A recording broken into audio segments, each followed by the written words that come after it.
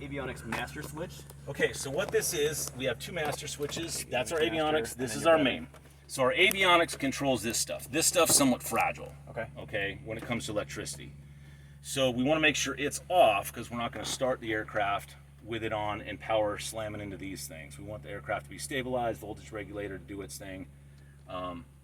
So we're just confirming that it's off because we're going to be going to where we're going to be switching the master switch on here pretty quick. Okay. That's like your batteries and. Correct. Gotcha. Okay. So this side is the battery side. This side turns on your alternator. So you literally can switch off your alternator Gotcha. from charging the battery in flight. Okay. Fuel quantity indicators. Well, are we on the master? We have AVOX. Okay, Master the master switch. switch on. So master switch is on. Oh yeah, I'm sorry. On. All right. And Fuel then quantity change. indicators. Don't worry about this guy. I don't know why she.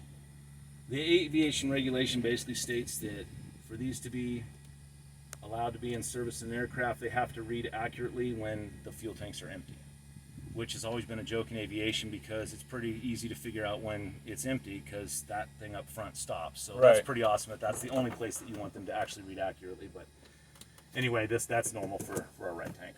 Okay. And we have 48 gallons, burns about 8 gallons an hour, so if you do the math, we are not going to have any problems. Right. Unless we get in some gunfight and someone shoots out of our wing and we start leaking or something. And then pitot heat. All right, so what we'll do, I'll run you through everything. So we're going to turn all these lights on, okay? And I'll just run you through the whole bit. So what we'll do is now that everything's on,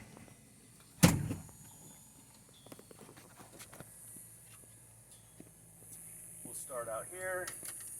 We're looking, we got a light here, we got a strobe, and our nav light there. Our beacon's on. Legally during the day, this is the only light that's required during startup and shutdown. If this didn't work, we could substitute it with the strobe lights on the wingtips.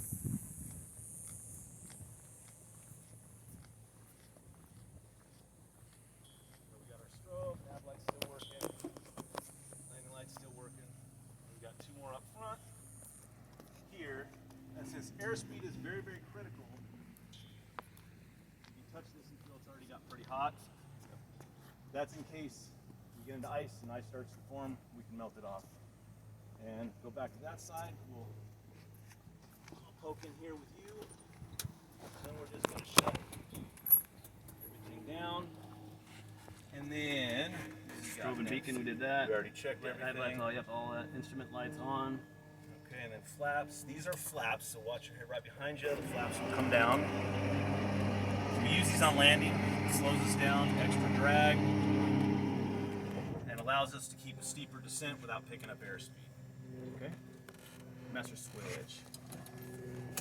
So that static port that I showed you right here that works these two, Yep. we actually have an alternate. So if that were to get iced up, we can pull this out. It now routes it from there to a little port inside here. So if that were iced up, we would still actually be able to get, it's not as accurate as on the outside, obviously that's why they put it out there, but we still would be pretty close to maintain safe flight with the alternate static port. Hold on, so we're done in here.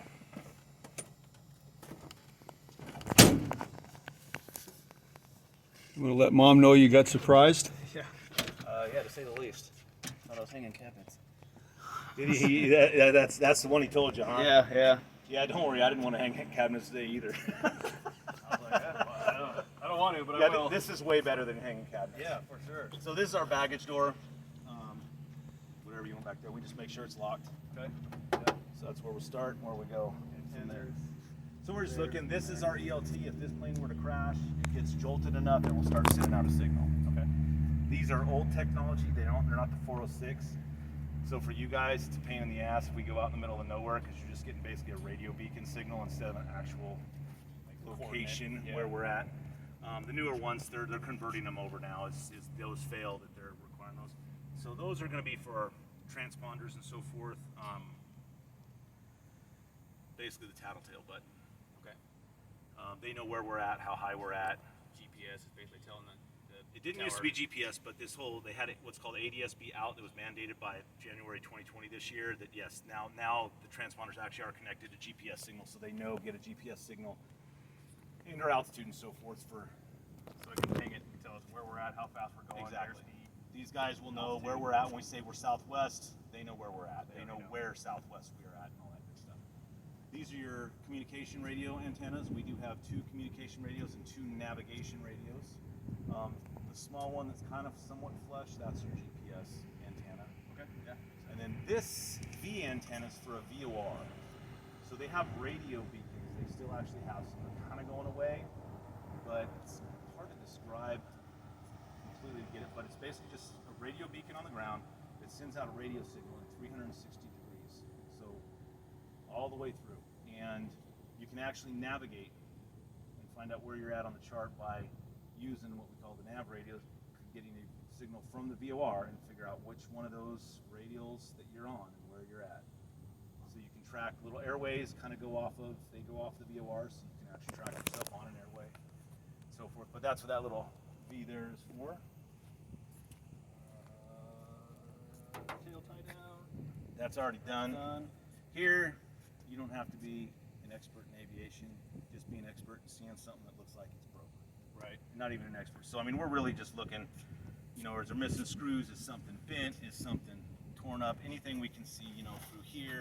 Right. Looking on the underside, you know, it looks fine. But that's really all we're looking for. You know, is the rudder free flopping around, or is it stuck? Somewhat resistance here. Same with this side. Just looking right here, frame. Yeah, anything that's bent. This is what we call. Well, you said you had boats, right? Did you have a boat? Yeah, I'm familiar with them. Okay. Trim tabs on a boat? That's what this is basically, trim tab for an airplane. Okay. So instead of you having to hold that yoke up or down the whole time you're flying, I will show you this. This wheel works that trim tab, so you don't actually have to physically. That little black particle wheel. That one right there. Correct. Yep. So that will actually work this, so you don't actually physically have to hold it So you to just kinda maintain set it level and- flight. Set it and forget it Correct. until you need to. Well, and change it, especially with the heat and with it bouncing all over Right, the place. yeah, It adjust lets you, accordingly. it lets you adjust quite regularly. This is our flaps, the same thing. We're just looking anything from the backside that looks torn up or anything, and then get on the inside here. Just like for excessive Yep. wear inside these tracks or something. Yeah, and just making sure this pivots. It's not frozen solid. And then this is our aileron, so turning right and left, this is what's going to allow us to turn right and left. So this is controlled by the yoke. So that back there, the elevator, and then this is what that yoke is controlling. Okay. So same thing, we're just going to hold up here, look at the hinges. Yes, we want to make sure we hold here when we check this, or else our fingers can get the slice, but same thing, we just have the 3 hinges, and that's good. I don't grind on this, but I just kind of make sure the wing actually isn't flopping around, the fuselage is not moving. Yeah. This is a strut, and this is just a covering. Literally, this landing gear in here is basically like a big leaf spring. To explain to you, you'd have to slam down pretty hard on this thing. You'd probably hurt yourself before the plane actually stopped if you landed hard enough to break these springs. But same thing, just on a smaller version of our cars. Brakes, tires, no leaking. This one's not as flat spot as the one over there, but Yeah. that's our air conditioning. So oil, as I already showed you, just comes off here, typical dipstick, and comes right off. And these don't have to be screwed in super tight, and in the summer, you don't want to touch them that much because you burn. We'll get to the fuel at the very end, so leave that open because we are going to drain something out of there. Okay. Exhaust, I just make sure it's on and not loose. Alternator belt. It's tight. We're looking on here. Air cleaner, lights, looks secure. Prop, we actually physically put our hands over the prop to make sure there's no nicks. Because believe it or not, these things, if they even remotely get unbalanced, it gets very, very violent. So I've heard. Never experienced it, but. And then we just check, make sure the strut's actually functioning properly. This is a fragile piece on the airframe. The mains are not. This one, if you bury this in without hitting those first, you could actually hurt this. Mains, you really can't, so we protect it as much as we can. Static port we already talked about, so it's open and clear. spread on this side, just a few things different. Make sure there's no bugs that are camping out in there. That's our fuel vent there. This thing's our stall horn. This lets you know. We've heard of stalls in airplane or in cars, right? Yeah. It has nothing to do with the engine. Yeah. It's just wings. It's basically the wings are saying, I can't lift you up. So this gives you a little warning that the air's starting to get a little messy over the wings, and a lot of people have electric one. Most planes have electric. These actually have. It's just when the air gets disturbed, it actually you'll hear it. It'll make a noise. And same thing, just basically the opposite all the way back in. Make sure this wing's on. Looking at those. That's good. And I always check the baggage one last time, and just kind of looking here. And that's that for that. One last thing we have not done, if you were following along, I kind of saved the fuel for last. The reason being we checked it for water. So in this example where we had fuel from the fueler, let it sit for as long as we can. We'll do the pre-flight and then we'll just check. Make sure, two things. Accidents have happened. People have died because they talked to fuelers and stuff, and next thing you know, fueler forgot to put the fuel cap on, and you assume the fueler did his job, and they didn't. Gotcha. So if you want to get up there, this is really awesome technology. It's high tech. Yeah. Your kid probably does this plenty of times in the restaurant with a straw. Just put your finger over the top. Okay. So Just dip it in. yep. Just I'll get on the back side. The red fuel cap. Yep.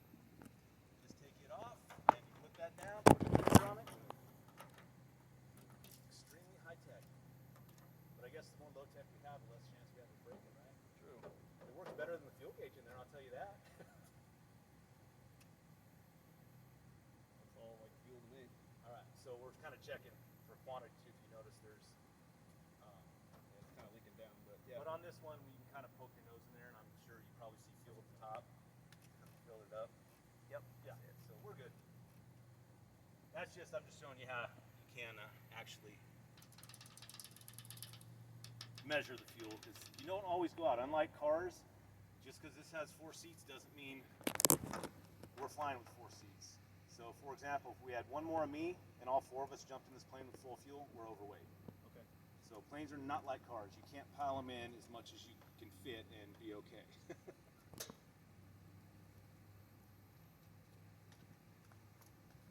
Alright. So one last thing. If that cap comes off, will it could suck the fuel out, couldn't it? It could. In flight, That's kind of important. that's why we say don't trust the fuelers. I was gonna say, you think of like a car, they have that little flap on the end. Help. My plane does it. These older things No, don't. so they do have that. I still don't trust. I'm not gonna take it to the bank and trust that it's actually. No, but it's a good fail safe. because you got to figure there. I would guess there's probably a little more pressure on these wings than there are on a car, since that's what's creating lift with all these forces. True. I still believe it's still gonna suck something out. Yeah. Oh yeah. Absolutely. Oh, see, I mean, you can hear that thing, man. It's my buddy Wiggy down the way from me. Massive tires, big old Bush plane. Yeah. Big tires on it.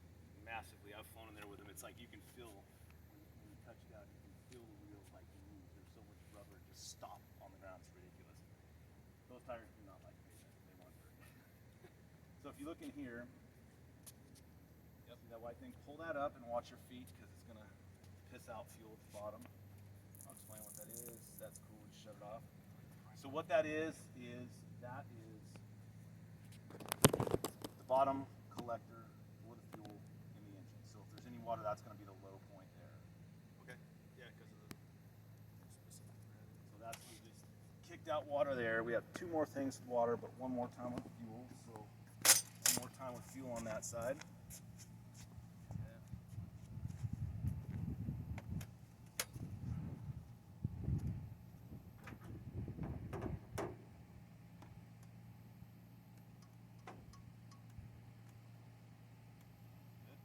And you can see the fuel at the top, right? Yeah. Cool. Perfect. Actually, no, let me just check this more out here.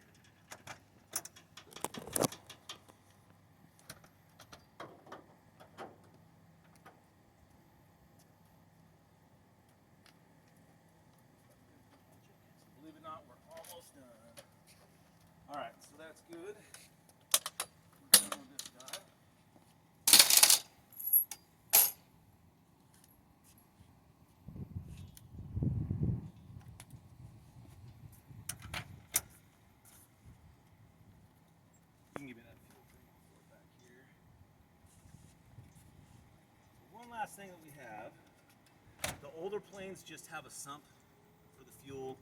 Only one. Some of the newer ones actually have 4, 5, and 6 in different points of the wing. So this one, we're just pushing up on this. Well, primarily that's the low point, so any debris or any water. Okay. And then also there's one other thing you notice. Color. Yeah, it's blue. We want to make sure that it's not, we don't have jet fuel or something in here. So 100 low lead is what we burn in these.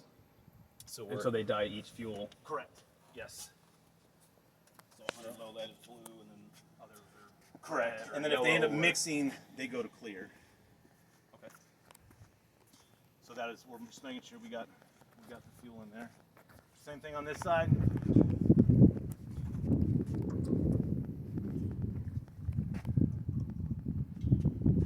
Blue, it's blue. Don't see no water. Looks good to me. Cool. A couple little particulates in it, but not much. Not enough for me to worry about it.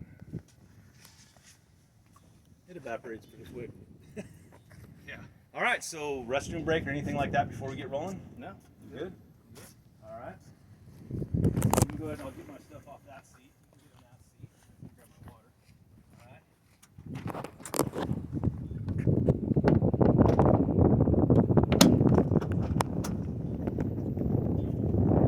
right. Excited? Yeah, I am actually. Tell Mom again how surprised you are. Extremely surprised. I This was actually her idea. legitimately thought I was hanging cabinets. So the way that's cool. Yeah. And that was really good because that's not fun. This is. Yeah. Complete change of pace. So there you go. Keep this. So what I deem what we just did, it's kind of like everything that they taught you in driver's ed that you never do ever again when you get in a car, but we kind of actually do that in aviation. Yeah, yeah. Well, things are a little different. Unfortunately, just pulling over or, Yeah, not an option. calling someone while you're just hanging out in the air doesn't usually happen quite that well. All right. Turn this way. I need my David Clark as well.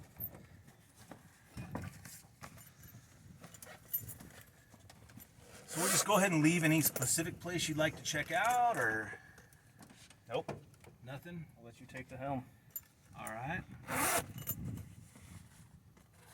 Just excited to go up. That's it. Cool. All right. So go ahead and get on in. Sure you figured out the seat belts already? Yeah. Just looking on the I know y'all firefighters want the high back seats. I get it, but we don't have to worry about as much getting rear-ended up there. Yeah, it's usually true. just facing down in the thing. So actually, these are old school shoulder harnesses. Okay. And let me just clarify one thing.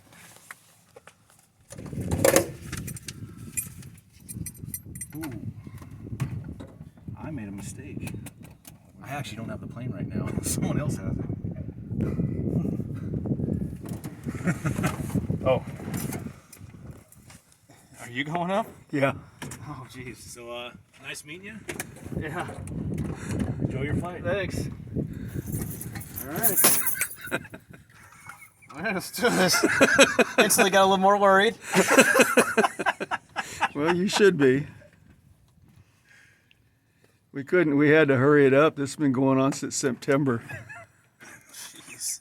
When you saw me on the phone the other day leaving, we thought we were busted for sure. Oh, yeah. See, I've heard about you. We've heard about dodging you, dodging the park, dodging everything. Oh, yeah. Yeah. Like I told you, I'm here twice a week. I'm, All right, well.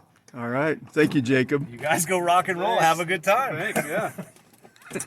My job is done.